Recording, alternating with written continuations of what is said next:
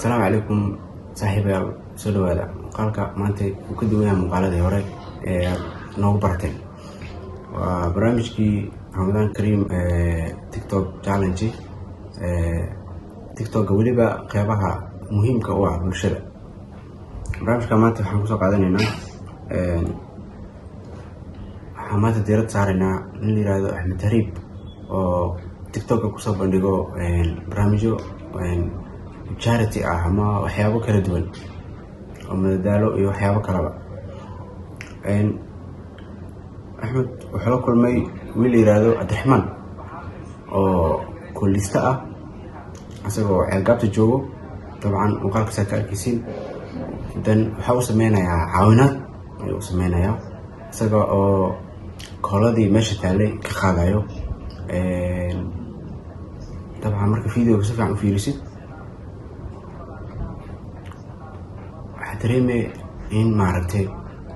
halkani waa xarunta ceel gaabta waxa halkan isugu yimaada dhalinyaro isticmaasho maandooriyaha waxa la kulma wiil la yiraahdo Abdiraxmaan badbaadiyo qofka muslimka ah ee naf badbaadiyay wuxuu la mid yahay asal naf badan badbaadiyo okay fiidiyogan waxa uu geenayaa inta si fiican u fiirino goob oo carwo ah dan waxa uu iibinayaa dhar asagoo ku jiray xaaladii uu ku jiray ka bixiyay طبعا وحاديات مارتي الله أمانه واي حالد أديات في عنه واي أوكي ويبيو سيدا دراد درك أيا وحن كود الشيء أدرك تقاضو وحوق قاطي الشيء أو السجا أو الحمد لله السجا دركي أنك سو بدلين صور على وحن أنكو جاره إن الذي أشاك كسو وده إن ندي بقول علمين وأنا عن نولشي سيم إنها قعدت أنكو قبته ويجوا قلاد ولي حن كجرنا برامج كني هذا المقال كان وكدوية مقالة كله waxyaabaha caanka ah waxa kamid ah dadka markii qof inta maanta wadadii intay maado shamiito ku shubo habeeyo toosiyo waxa leeyahay qofka mashruuc soo qaatay wiilkan dhalinyarada wuxuu la ilmeenayaa oo la khiiroonayaa wada ayuu wax yar ka toosiyay danna waa dadkii waxay ku falcelinayaan oo ka hadlayaan dadku waxay dhahayaan lacag soo qaadataa leeyahay aad iyo aad la ilmeeyay waana wax aad iyo aad looga xumaado waaye in qof iskiis wax u qabanayo dalka in lagu eedeeyo in uu yahay in qof mashruuc qaatay in mashruucista ah qofkana mushaarkiisiina ku soo jaray lacag oo asaga uu haystay uu yabohay dadweynaha wadada marayo waxay ka mid tahay muuqaalada cajiibka ah ee la qabtay sanadkan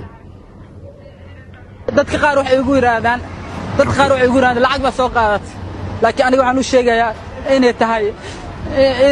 dalkayga waxaan iga guuxayo dareen aniga guuxayo waa dareenka sidiis qofka ku abuuran yahay shakhsi kale kama soo qaato marka aniga waxaan ugu talagal waxa waaye in dadkayga ay noqdaan dad abiila jaalkeen ku jirnaa barnaamijkeeni hadana waxaan ku jirnaa ninka la yiraahdo Geela Gaabo ninkan odayga ah